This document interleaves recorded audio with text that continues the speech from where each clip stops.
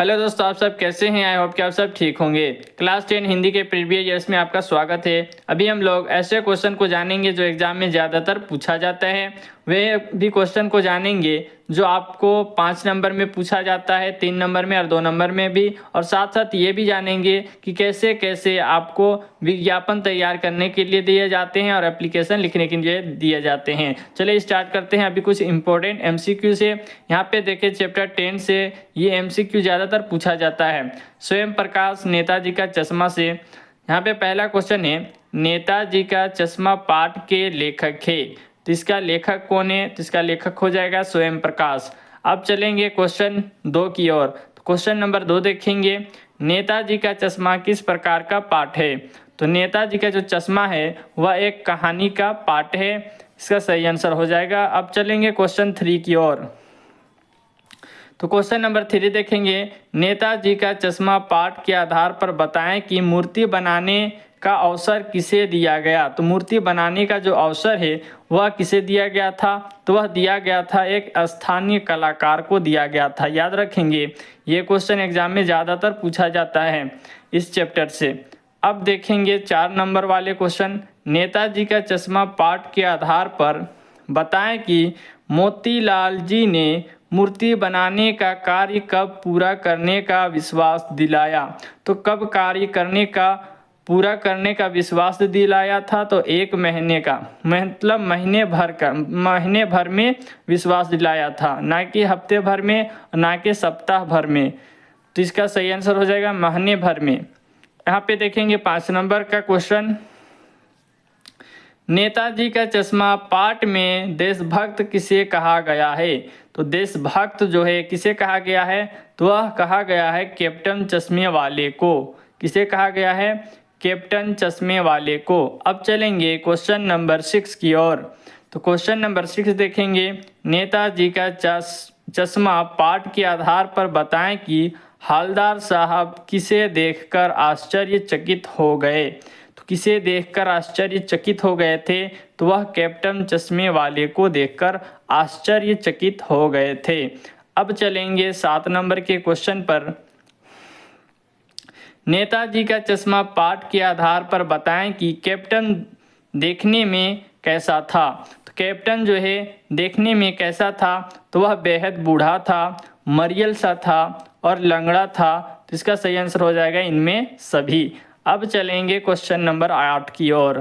तो यहाँ पे देखेंगे, पान वाला किस बारे में बात करने को तैयार नहीं था। तो किस बारे में बात करने को तैयार नहीं था। तो इसका सही आंसर क्या हो जाएगा, इसका सही आंसर हो जाएगा कैप्टन के बारे में बात करने को तैयार नहीं था। अब चलेंगे क्वेश्चन नंबर 9 की ओर। तो क्वेश्चन नंबर 9 देखेंगे, हवलदार साहब को पान वाले की कौन सी बात अच्छी नहीं लगी। कौन सी बात अच्छी नहीं लगी। तो इसका सही आंसर हो जाएगा एक देशभक्त का मजाक उड़ाना अच्छी नहीं लगी। इसका सही आंसर हो जाएगा। अब देखेंगे 10 नंबर, नेताजी का चश्मा पाठ के आधार पर बताएं कि कस्बे से गुजरते हुए हवलदार साहब किसकी मूर्ति को ध्यान से देखते थे। तो किसकी मूर्ति को ध्यान से देखते थे। तो नेताजी की मूर्ति को ध्यान से देखते थे। 11 नंबर का क्वेश्चन देखें, मूर्ति को देखकर हवलदार साहब के मन में कैसे भाव उठते थे। एक कौतुक और प्रफुल्लता के भाव उठते थे। मोस्ट इम्पोर्टेंट है। अब देखेंगे 12 नंबर, हवलदार साहब के मन में कौतुक और प्रफुल्लता के भाव क्यों उठते थे। क्योंकि बदलते चश्मे को देखकर कौतुक और प्रफुल्लता के भाव उठते थे। अब चलेंगे आगे क्वेश्चन की ओर। तो यहाँ पे देखेंगे 13 नंबर का क्वेश्चन, नेताजी की मूर्ति पर चश्मा लगाने का कार्य कौन करता था। तो कौन करता था, कैप्टन करता था। याद रखेंगे इस चैप्टर से एक भी एमसीक्यू छूटने ना पाए, क्योंकि इससे ज़्यादातर एमसीक्यू बनते हैं और ज़्यादातर इसी से क्वेश्चन में पूछा जाता है। 14 नंबर देखेंगे, कंपनी के काम के सिलसिले में हर 15वें दिन कस्बे से कौन गुजरता था। कौन गुजरता था, हवलदार साहब गुजरता था। इसका सही आंसर हो जाएगा। अब देखेंगे 15 नंबर का क्वेश्चन, कस्बे के चौराहे पर किसकी मूर्ति लगी हुई थी? तो किसकी मूर्ति लगी हुई थी? सुभाष चंद्र बोस की। ये भी क्वेश्चन मोस्ट इम्पोर्टेंट है। 16 नंबर का क्वेश्चन देखेंगे। कैप्टन को क्या अच्छा नहीं लगता था? तो क्या अच्छा नहीं लगता था? नेताजी की बिना चश्मे वाली मूर्ति देखना उसे अच्छा नहीं लगता था। यह भी क्वेश्चन मोस्ट इम्पोर्टेंट है। 17 नंबर का क्वेश्चन देखेंगे। बच्चे द्वारा मूर्ति पर कैसा चश्मा लगाया गया था? ये क्वेश्चन भी मोस्ट इम्पोर्टेंट है। सरकंडे का कैसा चश्मा लगाया गया था? तो ज़्यादातर पूछा जाता है, सरकंडे का चश्मा लगाया गया था बच्चे के द्वारा। 18 नंबर का क्वेश्चन देखेंगे। नेताजी का चश्मा पाठ के माध्यम से लेखक ने पाठकों को क्या संदेश दिया? तो कैसा संदेश दिया था? देशभक्ति की भावना का संदेश दिया था। यहाँ पे सही आंसर ये हो जाएगा। अब देखेंगे 19 नंबर। क्या देखकर हवलदार साहब के चेहरे पर कौतुक भरी मुस्कान फैल गई? तो क्या देखकर कौतुक भरी मुस्कान फैल गई? तो वह देखकर फैल गई थी पत्थर की मूर्ति पर असली चश्मा देखकर। पत्थर की मूर्ति पर असली चश्मा देखकर हवलदार साहब के चेहरे पर कौतुक भरी मुस्कान फैल गई थी। 20 नंबर का क्वेश्चन देखेंगे। कैप्टन के प्रति पान वाले के मन में कैसी भावना थी? तो कैप्टन के प्रति पान वाले की मन में कैसी भावना थी? उपेक्षा की भावना थी। कैसी? उपेक्षा की भावना थी। 21 नंबर देखेंगे। हवलदार साहब दुखी क्यों थे? तो हवलदार साहब दुखी क्यों थे? क्योंकि कैप्टन की मृत्यु से वह दुखी थे। इसका सही आंसर हो जाएगा। आप देखेंगे 22 नंबर। नेताजी का चश्मा पाठ के आधार पर बताए कि किसका सम्मान करना चाहिए? तो किसका सम्मान करना चाहिए? कैप्टन का, फौजी का, या देशभक्तों का, या इनमें से कोई नहीं? तो इस सही आंसर हो जाएगा देशभक्तों का सम्मान करना चाहिए। 23 नंबर देखेंगे। नेताजी का चश्मा नामक कहानी में देशभक्तों का अनादर करने वाला पात्र कौन है? तो पात्र कौन है? पानवाला। कौन है? पानवाला अनादर करता था। 24 नंबर देखेंगे। वह लंगड़ा क्या जाएगा फौज में, पागल है पागल, ये शब्द किसने कहे? तो ये किसने कहे हैं? तो पानवाले ने कहे थे। इसका सही आंसर हो जाएगा 1 नंबर। आगे बढ़ते हैं। ड्राइंग मास्टर का क्या नाम था? तो ड्राइंग मास्टर का क्या नाम था? तो मोतीलाल नाम था। तो इस चैप्टर के सभी एमसीक्यू हम लोग देख चुके हैं और कुछ थोड़ा सा बाकी है। उसके बाद हम इम्पोर्टेंट चैप्टर के एमसीक्यू को जानेंगे। उसके बाद फिर हम लोग चलेंगे प्रीवियस ईयर्स के कुछ 5 नंबर वाले क्वेश्चन और 3 नंबर और एप्लीकेशन में। 26 नंबर का क्वेश्चन देखिए। सुभाष चंद्र बोस की प्रतिमा किस वस्तु की बनी थी? तो ये मोस्ट इम्पोर्टेंट है। किसकी बनी थी? संगमरमर की बनी थी। 27 नंबर देखेंगे। मूर्ति की ऊंचाई कितनी थी? मोस्ट इम्पोर्टेंट है। कितनी थी? 2 फुट थी, याद रखेंगे। अब 28 नंबर में चलते हैं। सुभाष चंद्र बोस की प्रतिमा में क्या कमी रह गई थी? तो सुभाष चंद्र बोस की प्रतिमा में क्या कमी रह गई थी? तो चश्मा नहीं था, ये कमी थी। अब देखेंगे 20 नंबर। चश्मे वाला को लोग किस नाम से जानते थे? तो किस नाम से जानते थे? तो कैप्टन के नाम से जानते थे। तो इस चैप्टर के कुछ इम्पोर्टेंट एमसीक्यू हो चुके हैं। अब कुछ और इम्पोर्टेंट क्वेश्चन को जान लेते हैं। राम वृक्ष बेनीपुरी, ये मोस्ट इम्पोर्टेंट 11 चैप्टर है जो काफ़ी इम्पोर्टेंट है और एग्जाम में ज़्यादातर क्वेश्चन इससे रहते हैं। तो आपको जानना काफ़ी ज़रूरी है क्योंकि इसी से ज़्यादातर क्वेश्चन आपके मार्क्स में एग्जाम में पूछे जाते हैं। राम वृक्ष बेनीपुरी बाल गोविंद भगत। बाल गोविंद भगत पाठ के लेखक है। कौन है? तो राम वृक्ष बेनीपुरी, याद रखेंगे। ये भी क्वेश्चन एग्जाम में ज़्यादा आता है तो इसे भी हम आपको करा दे रहे हैं। बाल गोविंद भगत किनको साहब मानते थे? तो किनको मानते थे? कबीर दास को। अब तीसरा नंबर देखेंगे। बाल गोविंद भगत कौन थे? तो बाल गोविंद भगत कौन थे? एक साधु थे। इसका सही आंसर हो जाएगा साधु। अब चलेंगे क्वेश्चन 4 की ओर। भगत के संगीत के जादू का प्रभाव किस किस पर पड़ता था? तो किस किस पर पड़ता था? किसानों पर, आसपास खेलते बच्चों पर, पेड़ पर खड़ी औरतों पर, इनमें सभी। मेड़ पर पड़ी औरतों पर, इनमें सभी इसका सही आंसर हो जाएगा क्योंकि सभी पर पड़ता था जादू का प्रभाव, संगीत का जादू भगत सिंह के। अब इसका सही आंसर क्या इनमें सभी हो जाएगा। 5 नंबर देखिए क्या कहता है, बाल गोविंद भगत के संगीत को क्या कहा गया है, तो क्या कहा गया है, जादू कहा गया है, इसका सही आंसर हो जाएगा। 6 नंबर देखेंगे, भगत के संगीत को सुन हलवाहों पर क्या प्रभाव पड़ता था, तो क्या प्रभाव पड़ता था, हलवाओं के पैर ताल से उठने लगते थे, मतलब कि नाचने लगते थे। अब देखेंगे 7 नंबर, भगत अपने संगीत का प्रभाव बढ़ाने के लिए क्या करते थे, तो क्या करते थे, स्वयं स्वर को ऊंचा नीचा करते थे, इसका सही आंसर हो जाएगा 3 नंबर। 8 नंबर देखेंगे, बाल गोविंद भगत की प्रतिभातियां कब आरंभ हो जाती थी, तो कार्तिक महीने में, ये क्वेश्चन मोस्ट इम्पोर्टेंट है, कार्तिक महीने में प्रारंभ हो जाती थी। चलेंगे आगे क्वेश्चन की ओर, तो यहाँ पर देखेंगे 11 नंबर का क्वेश्चन, मैं जाड़े में कब कपा रहा था, मैं शब्द किसके लिए प्रयुक्त हुआ है, तो किसके लिए हुआ है, ये लेखक के लिए हुआ है प्रयुक्त। अब देखेंगे 12 नंबर, बाल गोविंद भगत के बेटे के मृत्यु शरीर को मुखगिनी किसने दी थी, तो किसने दी थी, तो इसका सही आंसर क्या हो जाएगा, बहू ने दी थी। 13 नंबर देखेंगे, बाल गोविंद भगत की संगीत साधना का चरम उत्कर्ष किस दिन देखा गया, किस दिन देखा गया, जब उनके इकलौते बेटे की मृत्यु हो गई, इसका सही आंसर हो जाएगा। 14 नंबर देखेंगे, बेटे की मृत्यु पर बाल गोविंद भगत ने पतोहू को क्या करने के लिए कहा, तो क्या करने के लिए कहा, उत्सव मनाने के लिए कहा। क्यों कहा, क्योंकि बेटे की मृत्यु पर बाल गोविंद भगत ने पतोहू को क्या करने के लिए कहा, उत्सव मनाने के लिए कहा, रोने के लिए नहीं कहा, उत्सव मनाने के लिए कहा था।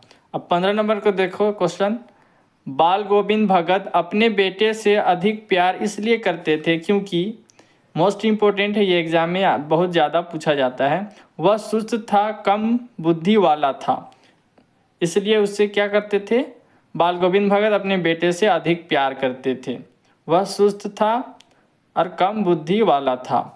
अब देखेंगे 16 नंबर का क्वेश्चन, बाल गोविंद भगत ने पतोहू से बेटे के मृत्यु शरीर को मुखगिनी इसलिए दिलवाई क्योंकि, ये भी क्वेश्चन मोस्ट इम्पोर्टेंट है, क्योंकि सामाजिक रूढ़ियों को तोड़ना चाहते थे। 17 नंबर का क्वेश्चन देखेंगे,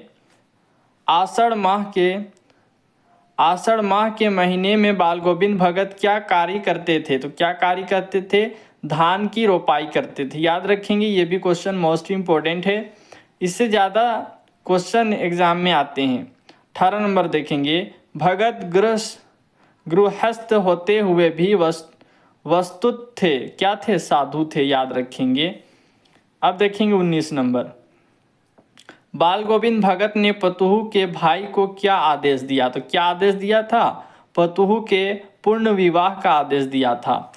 अब चलेंगे कुछ इंपॉर्टेंट क्वेश्चन की ओर, तो इंपॉर्टेंट क्वेश्चनों को देखने से पहले मैं ये क्वेश्चन को भी कराना चाहता हूँ, क्योंकि इससे भी ज़्यादातर क्वेश्चन एग्जाम में रहते हैं, इसलिए मैं आपको ये क्वेश्चन आपको करा रहा हूँ, क्योंकि इससे ज़्यादातर क्वेश्चन एग्जाम में रहते हैं। उसके बाद हम चलेंगे कुछ 5 नंबर वाले क्वेश्चन और वैसे एप्लीकेशन को देखेंगे, ऐसे क्वेश्चन को देखेंगे जो एग्जाम में ज़्यादातर पूछे जाते हैं और प्रीवियस ईयर्स के मोस्ट इंपॉर्टेंट क्वेश्चन है जो बार बार पूछे जाते हैं, ये क्वेश्चन मैं आपको यहाँ पे करवाऊंगा। चलिए अभी इसे हम लोग जान लेते हैं, ये भी क्वेश्चन मोस्ट इंपॉर्टेंट है, एग्जाम में ये क्वेश्चन ज़्यादातर पूछे जाते हैं इससे। माता का आंचल शिव पूजन सहाय, याद रखेंगे। तो माता का आंचल पाठ के लेखक कौन है, तो माता के आंचल पाठ के लेखक कौन है, शिव पूजन सहाय। इतना सा आप जरूर करेंगे और वीडियो पूरा देखें। अगर आप छोड़ के देखेंगे आपको समझ में नहीं आएगा, आप अगर पूरा देखेंगे तो समझ में आएगा और एग्जाम में यही क्वेश्चन आपको देखने को मिलेगा। तो इसलिए ऐसे आप पूरा देखेंगे। क्वेश्चन 2 देखेंगे, माता का आंचल पाठ का नायक कौन है? तो माता का आंचल पाठ का नायक कौन है? भोलानाथ है। कौन है? भोलानाथ। अब चलेंगे क्वेश्चन 3 की ओर। भोलानाथ किसको देखकर सिसकना भूल जाते थे? तो किसे देखकर सिसकना भूल जाते थे? मोस्ट इंपोर्टेंट है, खेल के साथियों को। 4 नंबर देखेंगे, भोलानाथ और उसके साथी अपने घरौंदे के किवाड़ किस चीज़ से बनाते थे? तो किस चीज़ से बनाते थे? दिया सलाई की डिबिया से बनाते थे। 5 नंबर का क्वेश्चन 5 नंबर देखेंगे, भोलानाथ और उसके साथी निम्न में से कौन सा खेल नहीं खेलते थे? तो कौन सा खेल नहीं खेलते थे? तो वह मिठाई की दुकान सजाना ये खेलते थे, खेती करना ये भी खेलते थे, बारात का जुलूस निकालना ये भी खेलते थे, लेकिन क्रिकेट नहीं खेलते थे। इसका सही आंसर हो जाएगा 4 नंबर। 6 नंबर देखेंगे, 2 लड़के बैल बनकर क्या खींचते थे? तो 2 लड़के बैल बनकर क्या खींचते थे? मोट खींचते थे। याद रखेंगे, क्या हो जाएगा? मोट खींचते थे। 7 नंबर देखेंगे, बुढ़वा बेईमान मांगे करेला का चोखा कहकर किसको चिढ़ाया था? तो किसे चिढ़ाया था? तो ये मोस्ट इंपोर्टेंट है, मूसन तिवारी को चिढ़ाया था। इसका सही आंसर हो जाएगा 3 नंबर। अब देखेंगे 8 नंबर, मकई के खेत में किनका झुंड चर रहा था? तो किनका झुंड चर रहा था? तो चिड़ियों का झुंड चर रहा था। 9 नंबर देखेंगे, लड़के और पराई पीर नहीं समझते, ये भी क्वेश्चन मोस्ट इंपोर्टेंट है, तो इसका सही आंसर हो जाएगा बंदर। अब देखेंगे 10 नंबर, जब भोलानाथ चूहे के बिल में पानी डालकर आया उस समय उसकी माँ क्या कर रही थी? तो क्या कर रही थी? चावल साफ कर रही थी। तो इसका आंसर ये हो जाएगा। अब एक और देख लेते हैं, 11 नंबर में है, माँ ने भोलानाथ के घाव पर क्या लगाया? मोस्ट इंपोर्टेंट है, तो क्या लगाया था? पिसी हुई हल्दी लगाया था। इसका सही आंसर हो जाएगा। अब चलेंगे कुछ इंपॉर्टेंट क्वेश्चन की ओर। तो देखेंगे, ये हमारा कुछ इंपॉर्टेंट क्वेश्चन आपको मैं करवा रहा हूँ, उसे आप ज़रूर एग्जाम में करके जाना। और मैथ के भी क्वेश्चन आपके लिए प्रीवियस ईयर्स के लाऊंगा, और साथ साथ साइंस के और सामाजिक विज्ञान के भी इम्पोर्टेंट प्रीवियस ईयर्स क्वेश्चन इस चैनल पर देखने को मिलेगा कुछ ही दिनों के बाद। चलिए स्टार्ट करते हैं। तो ये हमारा 3 नंबर और 2 नंबर के क्वेश्चन है हिंदी के। लखनवी अंदाज पाठ का क्या संदेश है? ये क्वेश्चन मोस्ट इंपोर्टेंट है। फादर की उपस्थिति देवदार की छाया जैसी क्यों लगती थी? इसे आप जरूर करेंगे, मोस्ट इंपोर्टेंट है। यहाँ पर अगर आप देखेंगे तो JEE 2019 में ये क्वेश्चन पूछा जा चुका है। तो इसका आंसर देखेंगे, ख नंबर का यहाँ पे आंसर भी दे दिया गया है। तो यहाँ से यहाँ तक आपको करना क्या है? आपको एक बार पढ़ लेना है, जिससे कि ख नंबर के यहाँ पे आंसर दिया गया है, फादर की उपस्थिति देवदार की छाया जैसी क्यों लगती थी? तो यहाँ पे है, फादर कामिल की गोष्ठ में सबसे बड़े माने जाते थे, वे सबके साथ पारिवारिक रिश्ता बनाकर रखते थे। सबसे बड़ी बात यह थी कि वे सबके घरों में उत्सवों और संस्कारों पर पुरोहित की भांति उपस्थिति रहते थे। हर व्यक्ति उनसे स्नेह और सहारा प्राप्त करता था। वात्सल्य तो उनकी नीली आंखों में तैरता रहता था। इस कारण सबको उनकी उपस्थिति देवदार की छाया के समान प्रतीत होती थी। तो इस प्रकार से आप एक आंसर दे दीजिएगा, अपने से आप आंसर बनाकर लिखिएगा। मोस्ट इम्पोर्टेंट क्वेश्चन है, एग्जाम में ज़्यादातर पूछा जाता है। तो यहाँ पे देखेंगे कुछ इम्पोर्टेंट क्वेश्चन है, क नंबर करके अथवा में दे दिया है। तब की शिक्षा प्रणाली और अब की शिक्षा प्रणाली में क्या अंतर है, स्पष्ट करें। 2 नंबर के क्वेश्चन है। और एक ख नंबर के है, वास्तविक अर्थों में संस्कृत व्यक्ति किसे कहा जा सकता है? ये भी क्वेश्चन इंपॉर्टेंट है। और चलेंगे कुछ इंपॉर्टेंट क्वेश्चन की ओर। तो ये 2 क्वेश्चन को आप जरूर से जरूर कर लीजिएगा।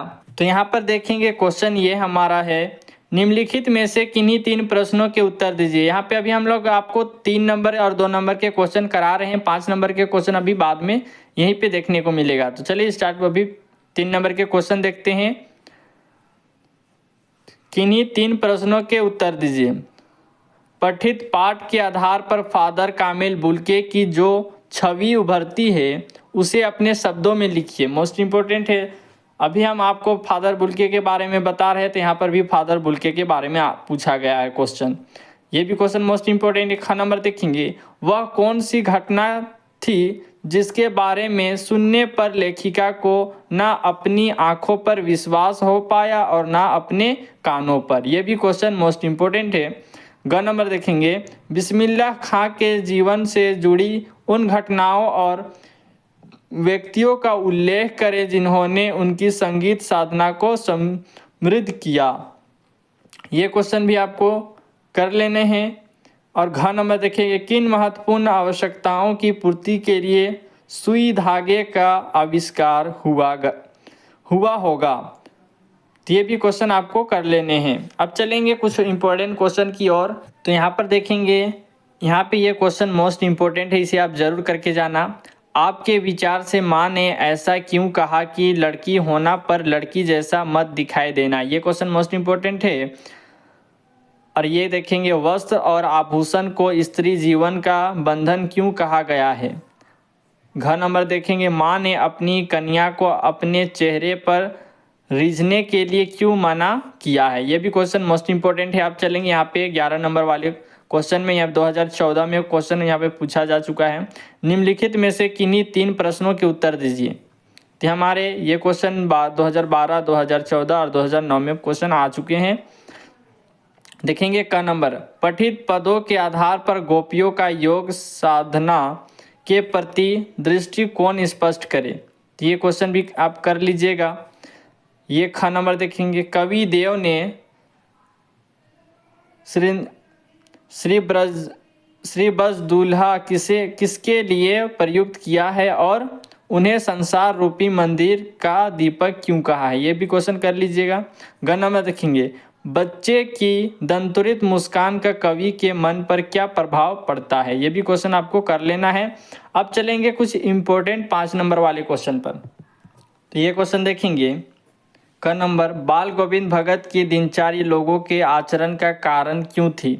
क्वेश्चन नंबर ख देखेंगे, बिस्मिल्लाह खां को शहनाई की मंगल ध्वनि का नायक क्यों कहा गया। ये क्वेश्चन भी आपको कर लेना है। ग नंबर देखेंगे, लखनवी अंदाज शीर्षक पाठ में लेखक को नवाब साहब के किन हाव भाव से महसूस हुआ कि वह उससे बातचीत करने के लिए तनिक भी उत्सुक नहीं है। क्वेश्चन मोस्ट इंपॉर्टेंट भी है, इसे भी आप कर लीजिएगा। ग नंबर देखेंगे, घ नंबर, मनुष्य के जीवन में